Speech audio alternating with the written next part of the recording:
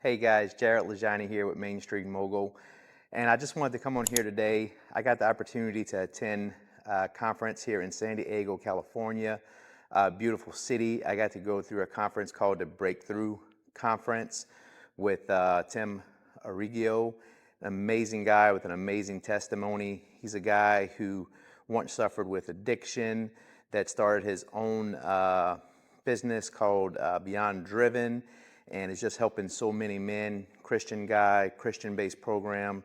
It's amazing. So in this conference, I got the opportunity to be in the room with some of the most amazing entrepreneurs. I'm talking some ultra successful guys own some 90 million, 45, $50 million companies, right?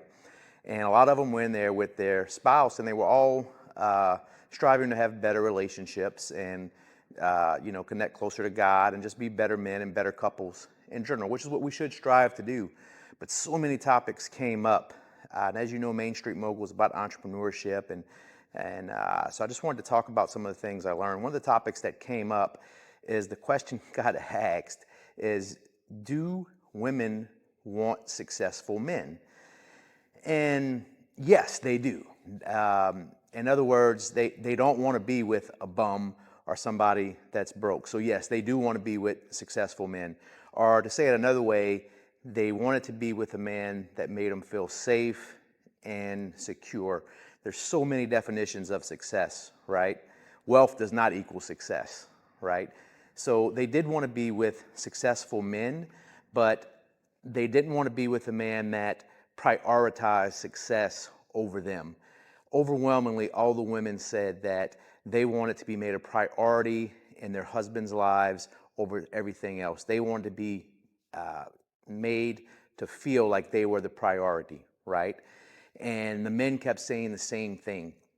You know, it's so hard to be successful, to do these monumental things, to grow these businesses from scratch.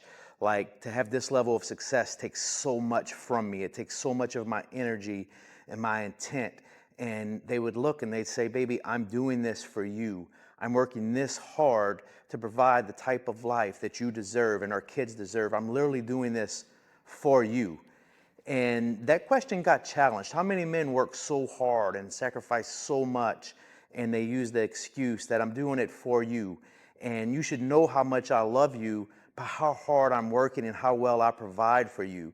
You have a nice home. You have a nice car. I deny you nothing. You have so many things, and I do this for you.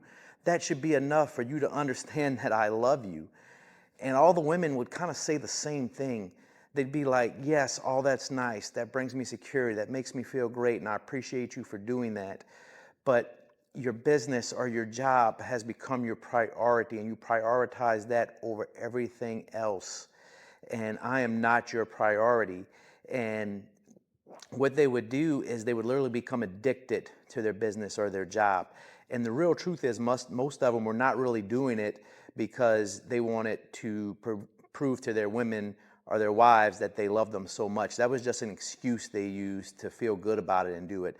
The truth is, a lot of us work so hard and chase this success so hard, it's because we want to be validated. We do it for our own validation. It's because we don't feel that we're enough. We don't feel like we're somebody important, and so we grow these businesses so that we feel important, to validate ourselves, and so that we look and feel important. We try to look so important to a world that doesn't care about us at all, while the people who love us the most continually sacrifice and support us and help us to do that. And we do it under the disguise that I'm doing it for you. So guys, I know it's hard to grow these businesses. It takes so much energy and intent, but it can be done. We can still do it. We can still have this success, and we can still prioritize our wives and make them feel like the most important thing. There was a lady that literally wrote a poem to her husband, and I can't recite it. I can't remember her name, but basically she said, the world does not need more successful people. It needs more lovers. It needs better fathers. It needs really good friends. So there's a lot of successful people out there, but a lot of people don't like the person they become when they achieve so-called success. So guys, I know it's hard, but go out here, chase your dreams, you know, fulfill your passions, be ultra successful, but also don't forget to take the time to prioritize your wife. Make her know that she's still the most important one in your life, and let her know it. And if that means taking a week off, leaving the phone at home, taking her on a vacation, just you and her, do it. And don't forget to put her first. A lot of times, especially when we have kids, we tend to put the kids first. Them kids are going to grow up and get out of here. You and that woman, that's the most important thing. That needs to be your priority. And you'll be better mothers and fathers when y'all put yourself first as a priority, right? So take that time, make her a priority.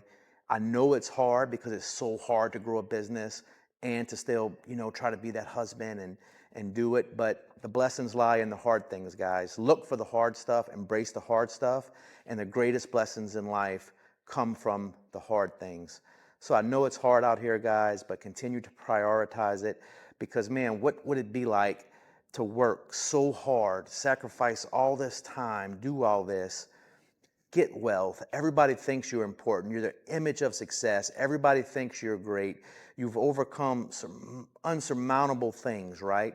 And then you get there, you look around, and the one that you said you were doing it for is not there with you to share in your success, and you only get to see your kids every other weekend.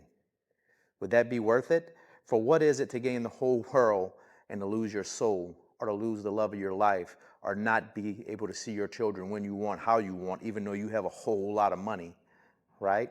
So guys, it can be done. You can have that very successful business. You can be that provider that you desire to be for your family, and you still can prioritize and be the best husbands and fathers out here. It's going to be hard, but we could do it, guys. Go out there, get it done, guys. I love you guys.